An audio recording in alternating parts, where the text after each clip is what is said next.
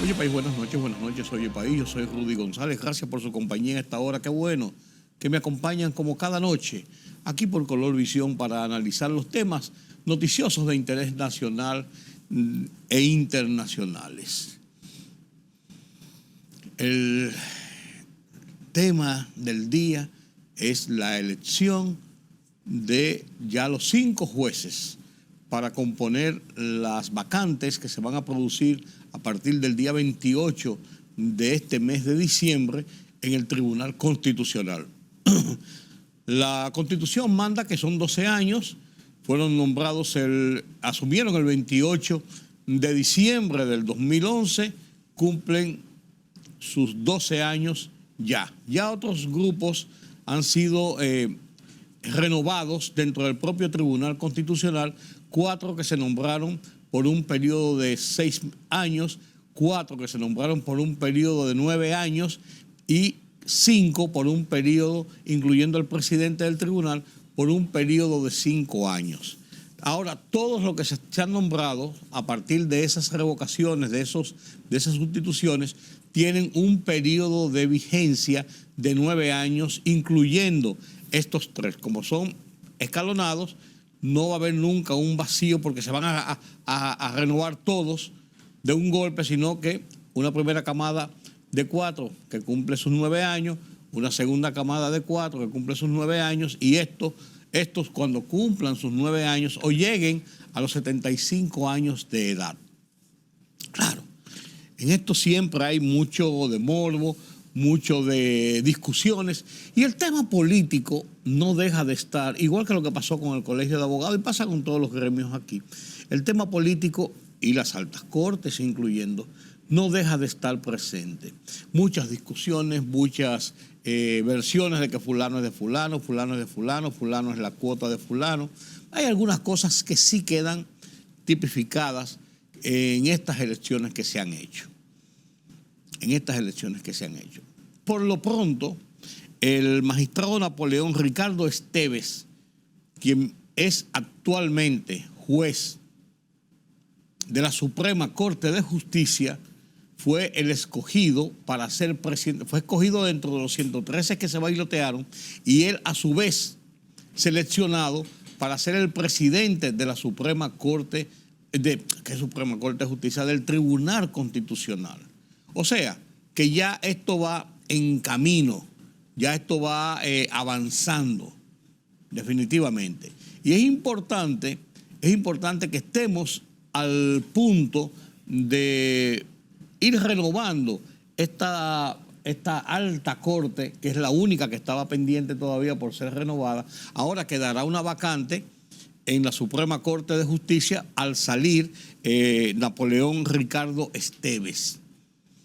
Antes de entrar en otras consideraciones, me gustaría presentarles las consideraciones de las calificaciones que tuvo el magistrado Esteves.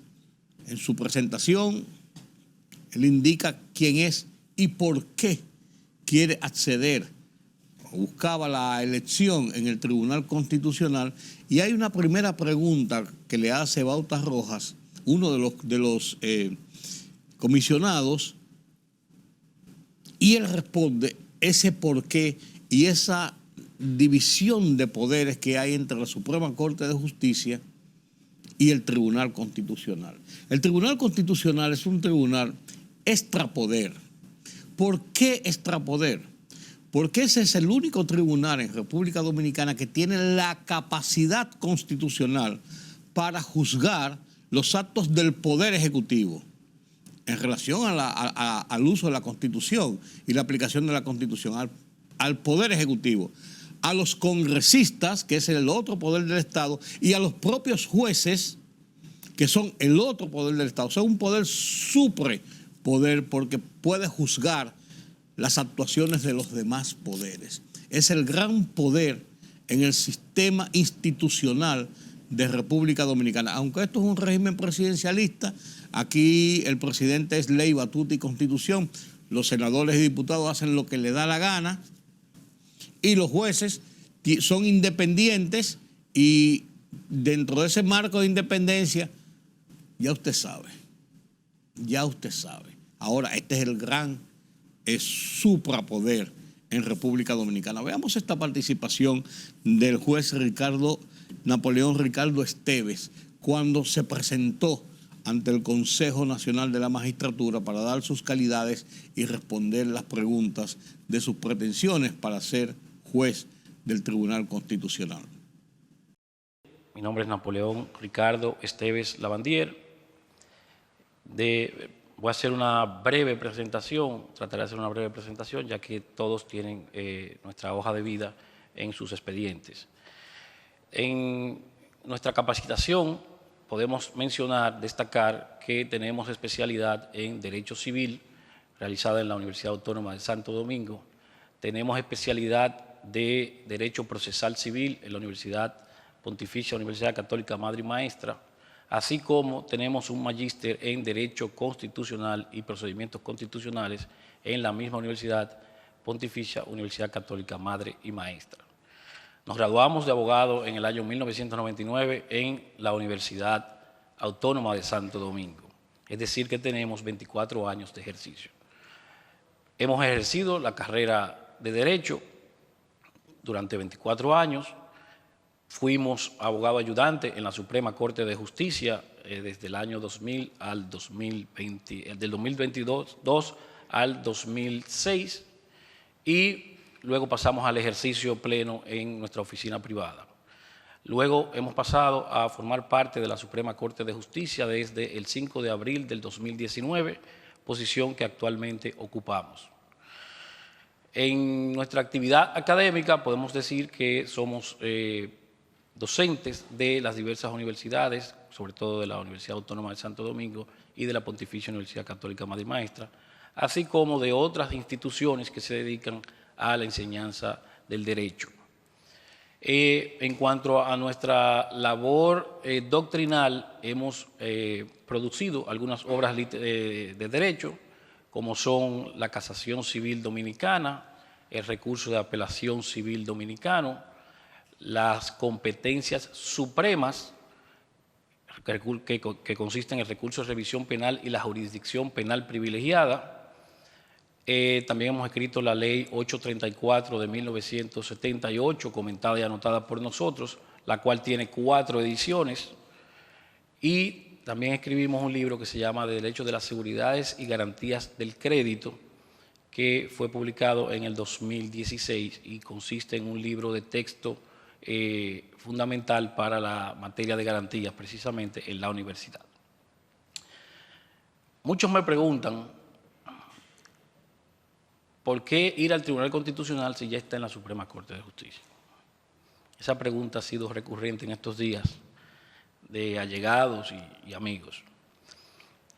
La verdad que una pregunta que en otras latitudes no sería normal, porque es lo normal, lo recurrente en los demás países que tienen el sistema bifrontal que nosotros tenemos, donde tenemos una Suprema Corte de Justicia y tenemos un Tribunal Constitucional, que los jueces del Tribunal Supremo, por ejemplo el de España, del Tribunal Supremo, pasan recurrentemente a formar parte del Tribunal Constitucional.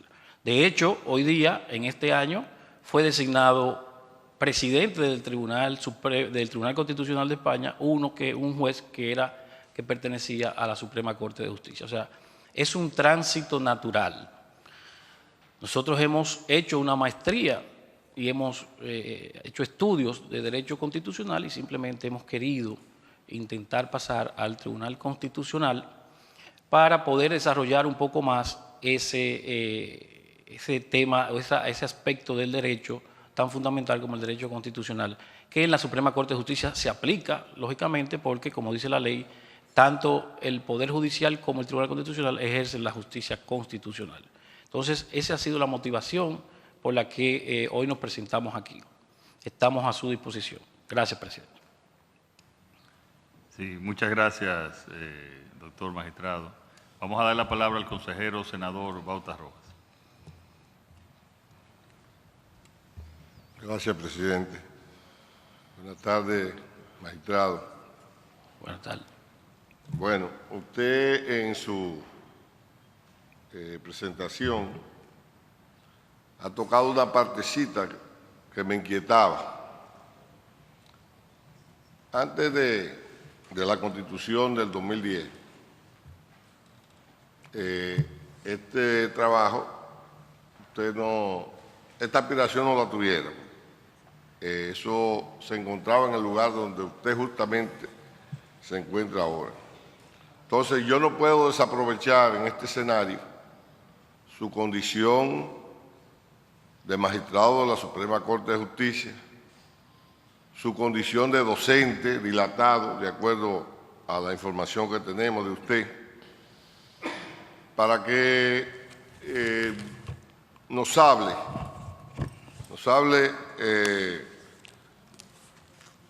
si pueden haber diferencias, pueden haber semejanzas, similitudes entre la Suprema Corte de Justicia y el Tribunal Constitucional. ¿Qué usted opina de ese traslado de un lugar a otro? Usted ha dado algunas razones, pero que nos detalle más en su condición de docente y parte ya de la Judicatura Nacional. Bien, ciertamente usted hablaba de semejanzas y diferencias de los dos órganos, el Tribunal Constitucional y la Suprema Corte de Justicia. Ciertamente, los dos órganos pertenecen a lo que se conoce como el poder jurisdiccional del Estado. Los dos comparten el poder jurisdiccional. La Suprema Corte de Justicia, antes del 2010, como usted bien exponía, tenía el monopolio de esa función o esa rama del Estado que es la función jurisdiccional. Hoy día ya la comparte, a partir de la Constitución del 2010, con el Tribunal Constitucional y con el Tribunal Superior Electoral. Esos tres órganos conforman lo que se ha denominado las altas cortes. Esa trilogía de cortes son las altas cortes de la nación. Y forman también, y ha sido la crítica en la doctrina, de lo que se llama el poder contramayoritario. ¿Por qué forman el poder contramayoritario? Porque estos tres órganos ejercen la función jurisdiccional, pero ninguno de los tres órganos es seleccionado, sus miembros son seleccionados por el voto popular, sino que el poder político sí es elegido por el voto popular. Entonces, por eso se le denominan el poder que ejercen el poder contramayoritario. De ahí de ese poder contramayoritario se deducen muchas cosas, muchas semejanzas y diferencias. Aterrizando con lo de la Suprema y el Tribunal Constitucional, dejando fuera el Tribunal Superior Electoral, lo primero es que diferencia, la Suprema Corte de Justicia ejerce lo que es la legalidad, es decir, es la última intérprete de la legalidad, de la ley, de la interpretación de la ley. El Tribunal Constitucional, por su parte, es el último intérprete de la Constitución.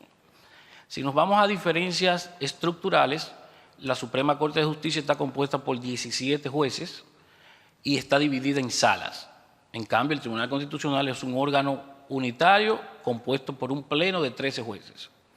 Si nos vamos a las competencias, ya sí comparten tanto Suprema Corte de Justicia como Tribunal Constitucional lo que es la justicia constitucional, pero, como ya dije, el Tribunal Constitucional tiene la última palabra en el caso de la interpretación de la Constitución. Y ya el tema de sus decisiones, de qué efectos tienen sus decisiones, la Suprema Corte de Justicia, como falla y resuelve conflictos concretos entre problemas interpartes, de partes privadas o parte penal, o sea, conoce la justicia ordinaria. En cambio, el Tribunal Constitucional, sus decisiones resuelven generalmente cuestiones de índole política importante que tienen un efecto más general que las decisiones de la Suprema Corte de Justicia. No sé si satisfice por completo la pregunta. Ahora, ¿qué importante tiene esto? Escogido. El presidente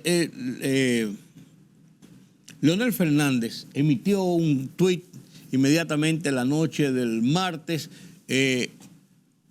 ubicando a cada uno de los seleccionados y dándole categoría y todo esto. Y se veía mucha acidez política por la decisión. Eso se queda en el ámbito de la política. Ahora, ¿qué pasó realmente allí? Dice Bautas Rojas que se retiró de las deliberaciones después que se propuso y se escogió y se votó dentro del Consejo ya internamente en las elecciones que se hicieron el martes en la noche.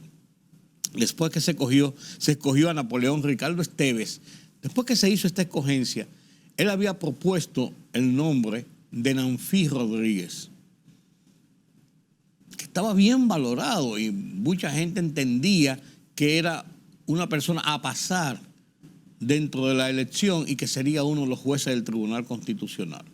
Lo propuso Bautas Rojas dentro de sus calificaciones, porque cada uno de ellos propone en las calificaciones que tienen, y entonces se vota y la mayoría decide quiénes son los escogidos. Nanfi no fue aceptado. Y pareciera que previamente se había hablado de que había una repartición de ciertas cuotas, como ocurre con todas las altas cortes, con todos los estamentos colegiados del país. En el colegio de abogados, los abogados y los líos que tienen los partidos metiendo la mano. En el colegio médico, en la ADP, todos los partidos y los políticos están metiendo la mano allí.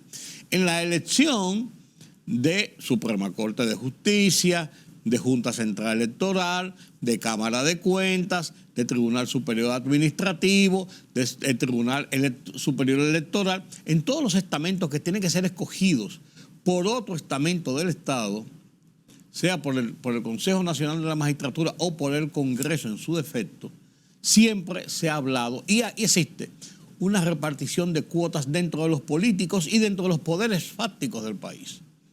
Eso es una norma. Si es bueno o es malo, yo no sé. Usted sacará sus conclusiones, yo tengo las mías. A mí me parece que yo no sé por qué viven diciendo que no deben haber políticos en el Consejo de la Magistratura, no deben haber políticos en el Tribunal Constitucional, ni en la Junta Central Electoral. Señores, quienes los eligen, a la Junta Central Electoral lo elige el Senado y la Cámara de Diputados, que es el principal ente político de activismo político de la República Dominicana, y son políticos los que lo eligen. En el Consejo Nacional de la Magistratura, 1, 2, 3 y 4, de los 8 que componen el Consejo de la Magistratura son entes políticos directos. El presidente de la República es un ente político directo electo por voto directo. El presidente del Senado es un político directo del partido de gobierno. El presidente de la Cámara de Diputados es un político activo electo por el voto popular del partido de gobierno. La Procuradora General de la República es una funcionaria del presidente de la República. Que si es independiente, no, pues está ley de un decreto. Él firma un decreto y mañana la quita, la pone, la mueve. Entonces son entes políticos porque obedecen a la estructura política del país. Entonces, no, que no deben haber políticos. Entonces, los mismos políticos tratan de desmeritar a la clase política, pero actúan políticamente en ese sentido. Y en este caso, se hablaba de esa cuota de repartición. Yo no sé a quién pertenece Napoleón Ricardo Esteves. El presidente Fernández lo etiquetó. No sé a quién pertenecen los otros. Fidias Aristi. Fidias Aristi fue político. Fidias Aristi estuvo vinculado a otros gobiernos. Fue candidato incluso. Pero yo no sé si milita en un partido político o pertenece a una línea. Ahora, Sonia Díaz sí es una cuota. Es una cuota a participación ciudadana que ha copado todos los estamentos del gobierno. Sonia Díaz acaba de salir de ser una de las coordinadoras de participación ciudadana y tiene muchos años ahí en participación ciudadana. Y si usted se pone a ver, participación ciudadana tiene cuotas en todos los estamentos del gobierno actual porque trabajó, impulsó, apuntaló las posiciones del gobierno actual, del partido de gobierno actual, del presidente actual, en contra y en desmedro de lo que son ahora oposición, que era en ese entonces gobierno, que era el PLD, Danilo Medina, Leonel Fernández y compartes. Esa es una realidad, ¿eh? No estoy diciendo que no tenga méritos para ser jueza, es una cuota política. Entonces, uno no sabe si también es una cuota el caso de Amaury Reyes Torres.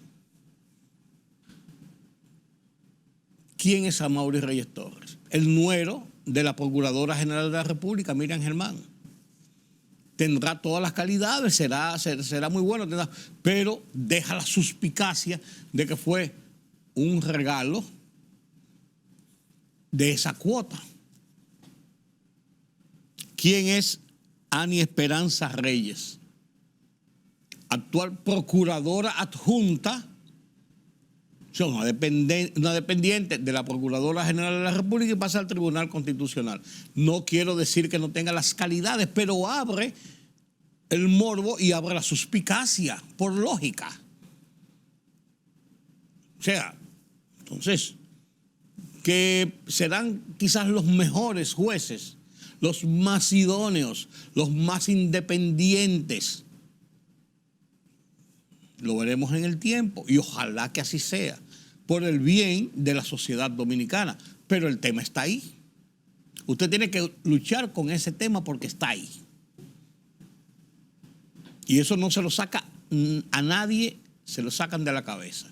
De que ahí hubo una repartición de cuotas, de complacencias, de disposición por encima de lo que son las calidades.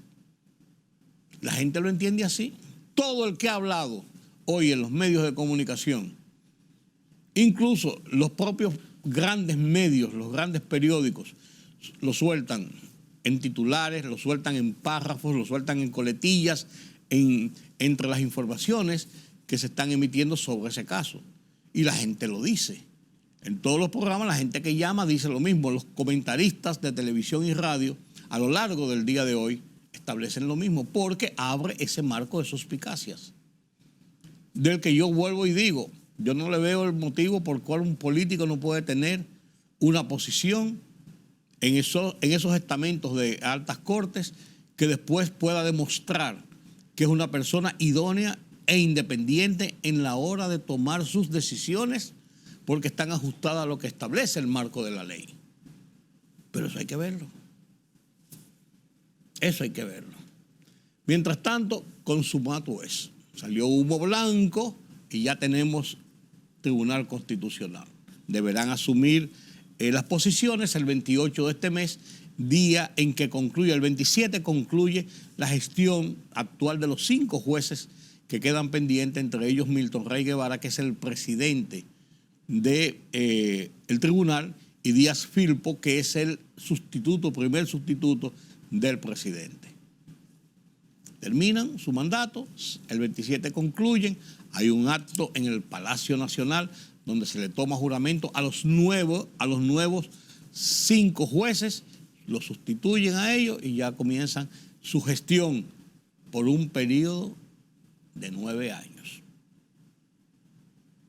Así las cosas. Y un tema que quiero conversar con ustedes es esto del Colegio de Abogados. Ahí acabo de ver que la parte perdidosa, los que perdieron en las elecciones del Colegio de Abogados, la parte oficialista, apoyado por el partido de gobierno, porque esto lo convirtieron en una situación de política. Pero lo que surgió y las cosas que se dijeron ahí del dinero que corrió y a confesión de parte de esos actores, una cosa vergonzosa y terrible. Pero esta parte perdidosa ha ido con el tema al Tribunal Superior Administrativo, pidiendo una medida cautelar para que aplacen las elecciones, para que aplacen el resultado de las elecciones. No, la Comisión Electoral ya dio un veredicto, contó todos los votos, emitió 2 boletines y en el último boletín cerró el capítulo de conteo y de votación y dio ganador a Trajano Vidal Potentini, sencillamente porque ganó con más votos que su contendor Johan López, que auspiciaba el PRM, el partido de gobierno, el partido oficial, que no fue un secreto, fue una cosa pública. E incluso quienes salen a defenderlo son el presidente del partido y el presidente en funciones del PRM. Entonces, y el partido ha cerrado filas con su causa. Entonces, se lo han convertido en un tema político. Y lo han convertido en un tema político en desmedro de lo que es el colegio de abogados, de lo que debe ser un gremio, una institución, una organización como el colegio de abogados. Según el último boletín que se emitió, Trajano Potentini obtuvo 11.473 votos para un 48.73% de la votación. Johan López, 10.819 votos para un 45.96% de la votación. La diferencia, 2.81% a favor de Vidal Potentini. Ganó las elecciones, 656 votos más que Johan López, que es muy cerrado el margen, muy estrecho, ciertamente, pero el que saca un voto más que el otro, gana un torneo electoral. La gente no entiende todavía que en los procesos electorales se va a ganar y a perder. Pero cuando tiene otra connotación unas elecciones de esta naturaleza, porque el partido de gobierno está tratando de demostrar con esto que ellos tienen control de todos los estamentos y de todas las cosas en que se meten, y que si perdieran esto puede ser una mala visión del proceso electoral del año que viene. Nada más loco, ingenuo e iluso. Una cosa no tiene que ver con la otra, señores. Una cosa no tiene necesariamente que ver con la otra. Esto es un gremio profesional como son los abogados. Pero metieron el brazo hasta más no poder. Se hablan de millones de pesos. Bueno, el señor que dijo que le dieron, negoció por 5 millones de pesos. Dicen por ahí que son 15. Pero él dijo, sí, yo negocié por 5 millones, me dieron 4. Después no se concretó bien el asunto, no me completaron la otra parte y yo los devolví. Pero me compraron con 4. Con 5 millones de pesos. No es por el monto, es por el hecho, señores. En un gremio como los abogados. Bueno, sobre este tema escribí mi columna de esta semana en el Listín Diario, como cada semana, y la titulé mi columna. Triquiñuelas versus realidades. Y analizo todo esto, y analizo además de esto, y planteo el reto que tiene Vidal Potentini por delante, porque es el presidente electo y va a ser el presidente del Colegio de Abogados. El reto que tiene por delante de adecentar ese Colegio de Abogados. Comparto con ustedes mi columna de esta semana, Triquiñuelas versus realidades.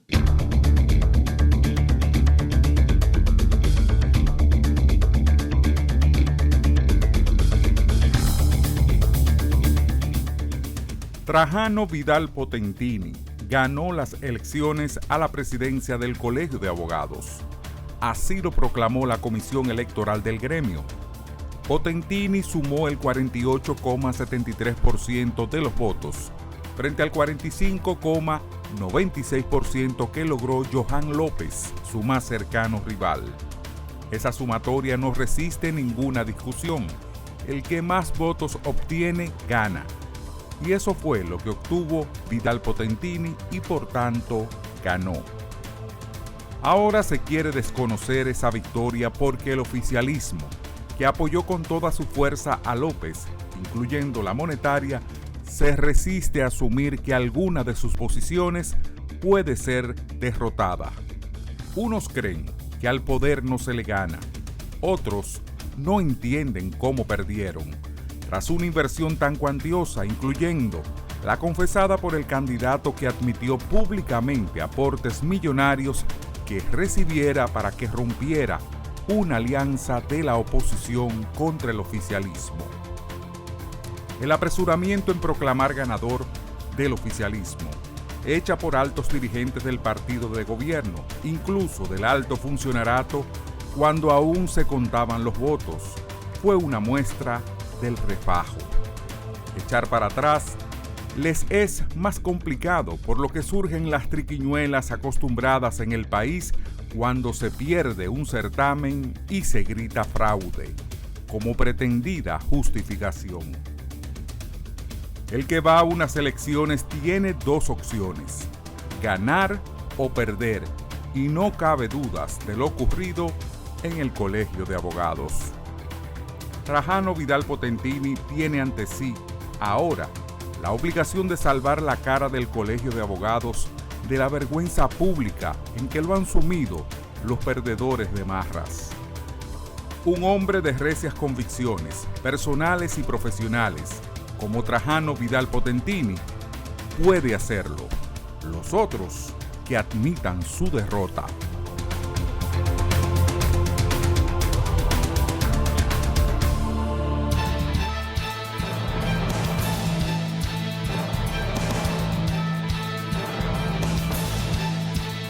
El Consejo Nacional de la Seguridad Social aprobó un nuevo aumento al per cápita mensual del Seguro Familiar de Salud del régimen contributivo de 128 pesos con 8 centavos, con cargo a la cuenta del cuidado de la salud de las personas, pasando de 1.555 con 14 centavos a 1.683 con 22 centavos, efectivo a las coberturas de noviembre del año 2023. Además, se aprobó un incremento a la cobertura de medicamentos ambulatorios de 8.000 a 12.000 pesos.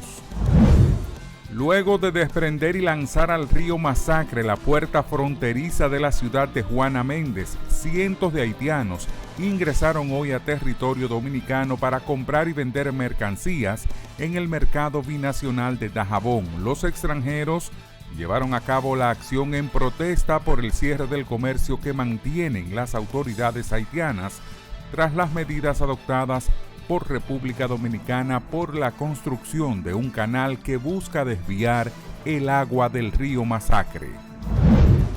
El Tribunal Superior Electoral dictó 2 sentencias que obligarían al Partido Fuerza del Pueblo a modificar su boleta electoral en el nivel congresual, al acoger sendas acciones de amparo de 2 dirigentes que habrían ganado las encuestas internas utilizadas por la organización política como método para la escogencia de sus candidatos para las elecciones de febrero de 2024. Los beneficiados con decisiones de la Alta Corte son Francisco Alejandro Morillo Montero, quien figura como candidato a senador por la provincia Elías Piña, conforme el levantamiento de las encuestas realizadas por el Centro de Estudios Sociales y Políticos, pero quien demostró ante el tribunal que existe una amenaza susceptible de vulnerar sus derechos fundamentales políticos electorales. El intendente del Cuerpo de Bomberos de Santo Domingo Este, Guillermo Mendoza, confirmó que 3 personas resultaron heridas a causa de una explosión ocurrida en el residencial Colinas del Pedregal en el 12 de Jaina. Los heridos fueron trasladados a diferentes centros de salud y todavía no han sido identificados.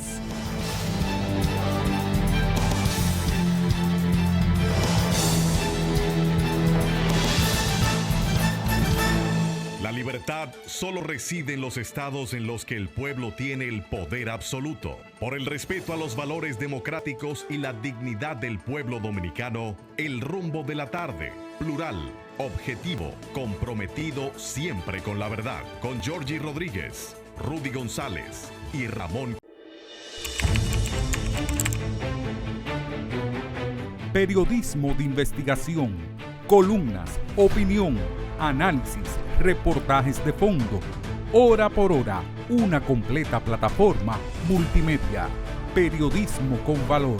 Noticias horaporhora.com.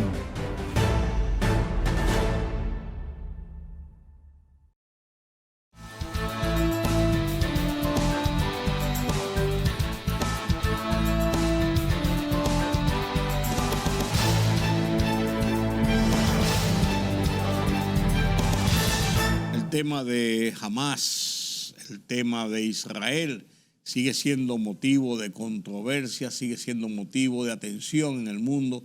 La ofensiva arrancó y no se para. Israel está decidido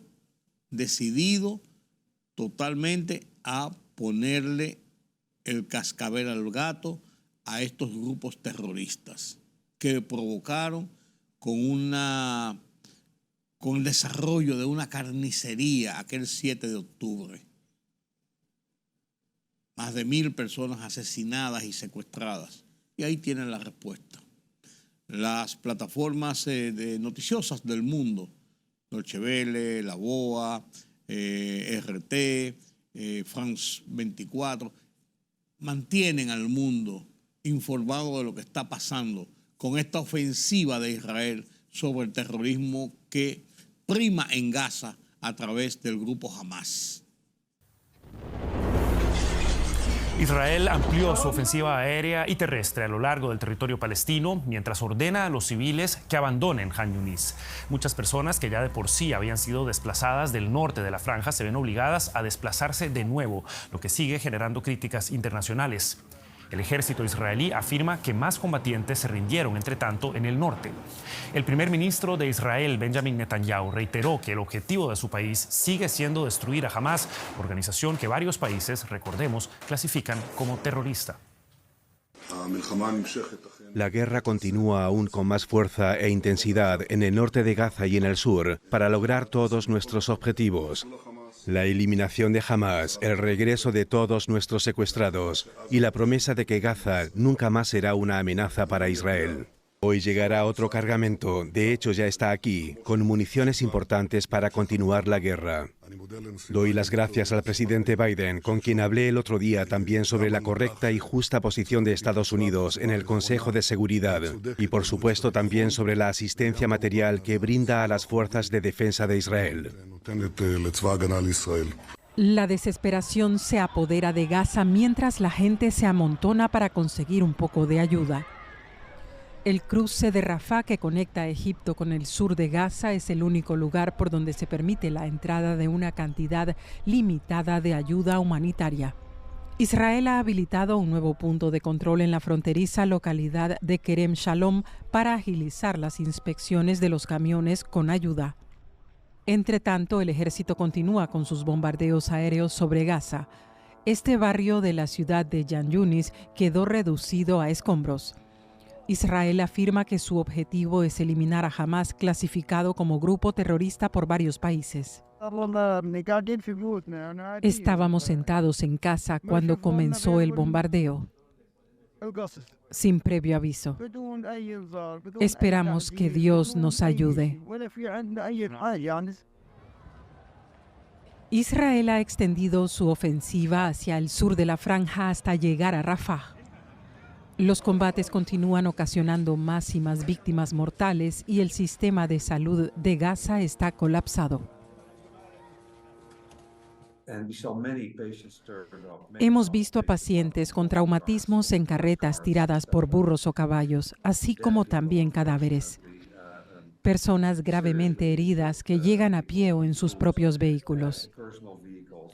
Cada habitación del hospital Al-Ahli, cada sala, cada pasillo, pero también el patio exterior, la biblioteca, están llenos de pacientes. La destrucción se extiende por toda la franja. Grupos de derechos humanos advierten de que con un sistema de salud al límite y ayuda insuficiente, las consecuencias podrían ser devastadoras para los palestinos desplazados. Analizamos ahora el tema con el periodista y experto en Medio Oriente, Mikel Ayestarán, desde Estambul. Mikel, 2 meses y 5 días después de que comenzara la ofensiva israelí en Gaza en respuesta al ataque de Hamas, Israel ha abierto el paso fronterizo de Kerem Shalom, que une el sur de Israel con la franja. La pregunta es si esto va a aliviar la situación. ¿Qué significa realmente sobre el terreno? Bueno, la apertura de Kerem Shalom es importante porque puede dar un mayor volumen de inspección a los vehículos que tienen que entrar luego en Gaza, pero solamente es un paso previo a esa entrada definitiva que sí o sí se tiene que producir por Rafah. Es el paso desde Egipto, que es el único que está operativo. El problema es que hay una cola bien importante de camiones esperando a entrar, que ya han sido inspeccionados. Lo que ocurre es que al otro lado no se dan las garantías mínimas para que esos camiones camiones puedan realizar su reparto. Las diferentes organizaciones que están trabajando dentro tienen, por ejemplo, problemas de combustible, tienen problemas para que su personal se desplace al sur y puedan realizar las entregas. Por lo tanto, esas inspecciones sí se están realizando. Lo que ocurre es que luego el segundo paso, ese paso de poder entrar en Gaza y realizar las entregas, es prácticamente imposible en estas condiciones que tenemos de bombardeos. Hay que tener en cuenta que en la semana que vivimos de tregua se pasaba una media de 200 camiones al día, con ayuda humanitaria y también con medicinas y combustible, y en estos últimos días apenas están llegando a los 100 camiones, una cantidad absolutamente insuficiente para la necesidad extrema de ayuda que hay ahora mismo en Gaza. Bueno, la ONU debate este martes un documento que pide un alto el fuego inmediato, un texto parecido al que Estados Unidos vetó el viernes pasado en el Consejo de Seguridad. ¿Habrá esta vez apoyo a la resolución? Parece que sí, parece que habrá un apoyo a la resolución. Lo que ocurre es que ese apoyo no será vinculante. Será una medida simbólica en la cual se volverá a mostrar ese apoyo a ese respaldo a un alto el fuego después de 2 meses de brutales bombardeos sobre la Franja de Gaza. Pero repito, no va a ser una medida vinculante. Lo que realmente importa, lo que realmente es decisivo, es ese Consejo de Seguridad, y en ese órgano Israel cuenta con el apoyo total y sin fisuras de Estados Unidos, que, como ya vimos recientemente, cuando llegó el momento de la verdad, la hora de la votación, no dudó un instante y decidió aplicar el derecho al veto. De esta forma vamos a tener esta dualidad una vez más, como en la Asamblea. Sí que va a estar a favor de apoyar estos textos de alto el fuego en Gaza, pero por otro lado vamos a mantener ese Consejo de Seguridad en el cual Israel cuenta con la garantía de que Estados Unidos sí o sí va a aplicar el derecho al veto. Es decir, que por ahora sobre el terreno no habrá un alto el fuego, mientras el ministro israelí de Defensa afirma que la ofensiva ha dejado a Hamás al borde de la disolución. ¿Qué podemos esperar entonces? Bueno, en los últimos días estamos viendo cómo Israel busca una imagen de victoria. Está claro que la diferencia militar es absoluta entre lo que es el potencial que tiene Israel y el potencial que tienen las milicias palestinas, pero necesitan esa imagen de victoria. Desde el campo político vemos como Yoav Galant, el ministro de Defensa, como el primer ministro Benjamin Netanyahu, insisten precisamente en esta idea, en que tienen cercados los principales bastiones de Hamás, los principales batallones del grupo islamista estarían a punto de colapsar, según también palabras del ministro de Defensa. Pero si leemos la prensa israelí, vemos cómo los analistas militares son bastante más cautos a la hora de ver el final del grupo islamista. Tenemos, por lo tanto, esos mensajes que están llegando desde el campo político, pero sobre el terreno lo que estamos encontrándonos, sobre todo después del final de la tregua, son muy violentos combates, calle por calle, casa por casa, en los 3 grandes bastiones que tiene Hamás, tanto al norte como en el sur. Y según los políticos, esto anuncia que estamos ante el final, ante el colapso del brazo armado del grupo islamista. Pero, insisto, si analizamos los textos de los expertos militares, son bastante más cautos y dicen que todavía será necesario tiempo para poder combatir a Hamás, porque gran parte de sus milicianos siguen aún bajo tierra esperando en los túneles. Mossab va de hospital en Han Yunis. Necesita desesperadamente que sus 2 hijos heridos reciban atención médica. Es el único familiar vivo que les queda a los niños, porque su mujer, su otra hija y su padre murieron en un ataque cerca de su casa.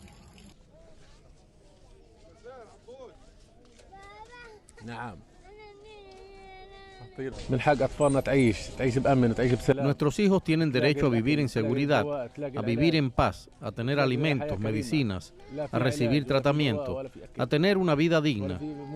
Pero aquí no hay atención médica, no hay medicinas y no hay comida. Y quien no muere por la guerra acabará muriendo de hambre o enfermedad. En el hospital de Rafah, muchas familias han tenido que despedirse de sus seres queridos. Israel atacó la principal ciudad del sur de Gaza después de que Hamás amenazara con matar a los rehenes israelíes que siguen en su poder si Israel no libera a más prisioneros políticos.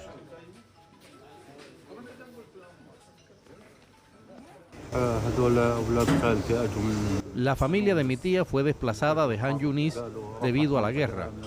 Vinieron aquí a Rafah, a casa de mi hermana, porque decían que era una zona segura. Estaban en una zona considerada segura cuando ocurrió. Todos han muerto, mi tía, su marido, sus hijos. Los ataques por tierra y aire contra posiciones de Hamas también se han dirigido contra el campo de refugiados de Jabalia. Mientras los civiles carecen ya de opciones para encontrar refugio en toda la franja, Israel ha vuelto a rechazar las peticiones de alto el fuego. Asegura que el fin de Hamas está cerca.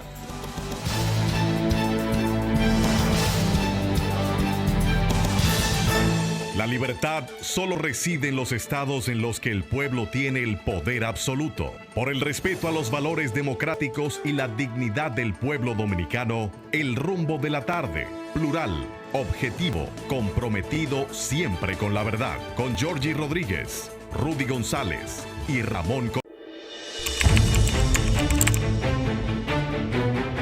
Periodismo de investigación, columnas, opinión, análisis, reportajes de fondo.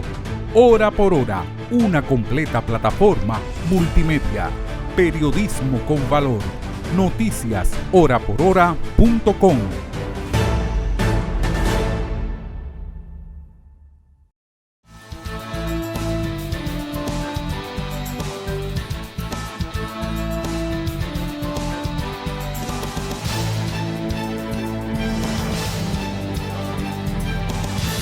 El tema del Canal de Panamá es interesante. El lago Gatún, que es donde se nutre el agua principalmente, que hace que las esclusas del canal suban y bajen para nivelar el paso de los barcos del Pacífico hacia el Atlántico y Caribe y del Atlántico y Caribe hacia el Pacífico. Son dos niveles diferentes, pero las esclusas, dos esclusas, una en Miraflores, que está allá abajo en el lado del Pacífico, y una en el lado del lago Gatún, que está más hacia el norte. Es una de las obras de ingeniería, de las maravillas del mundo, de tantos años, pero que funciona como un reloj suizo. Pero ahora tenemos que el lago Gatún se está secando y el Canal de Panamá tiene problemas en cuanto al tránsito de los barcos por esa zona, por los desniveles que necesitan las esclusas para poder realizar los cambios de altura del Pacífico y el Atlántico. Este es un tema controversial. Se ha hablado mucho de él y ya se han escrito y se han hecho reportajes en ese sentido. Más de 14.000 embarcaciones cruzaron por estas aguas el año pasado. Es la cifra anual más alta del Canal de Panamá en una década, pero eso podría revertirse tanto este año como el próximo debido a la sequía. Realmente la profundidad, la severidad de esta crisis es atípica, es muy alta. Así que vamos a pensar que nosotros desde aquí hasta 30 de septiembre del próximo año debemos estar operando con restricciones escaladas. La sequía es la gran preocupación y en el caso del Canal de Panamá hay además un agravante añadido. Y recordemos que la gran desventaja que tiene el Canal de Panamá con otras rutas marítimas es el hecho de que nosotros operamos con agua dulce, mientras que las otras rutas marítimas utilizan agua de mar. El Canal de Panamá depende del agua de lluvia para funcionar correctamente. Si desciende su nivel de agua, se reduce el número de barcos que pueden pasar y eso afecta a la economía panameña, ya que este paso marítimo supone en torno al 40% de la actividad del país. Como ustedes pueden ver, es una situación bastante compleja. Este tema, junto con otros temas, nos los presenta Pedro Vargas en las internacionales desde la redacción central de Oye País.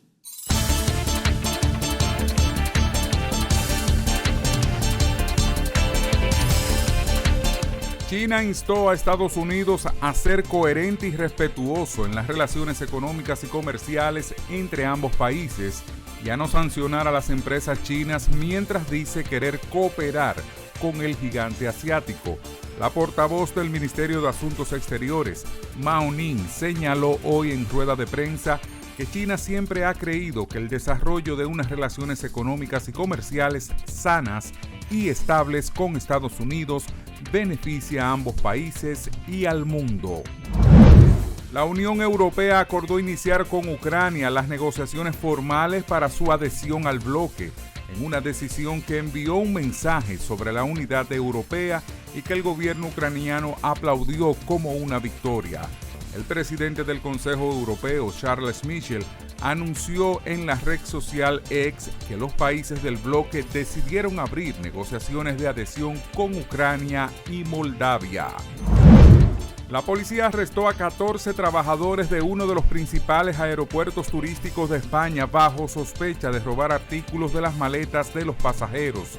La policía incautó artículos presuntamente robados por valor de casi 2 millones de euros, cifra que incluyó alrededor de 13.000 euros, unos 14.000 dólares en efectivo, a un grupo de trabajadores del aeropuerto principal de Tenerife, en las Islas Canarias. Otros 20 trabajadores son investigados en la misma causa. 2 trenes del metro chocaron durante una intensa nevada en Beijing y 515 personas tuvieron que ser hospitalizadas. 102 de ellas con fracturas óseas, manifestaron las autoridades.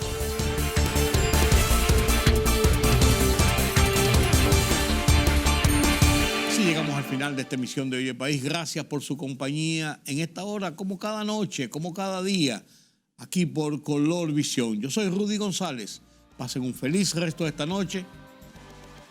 Tenemos una cita mañana nueva vez. Hasta entonces.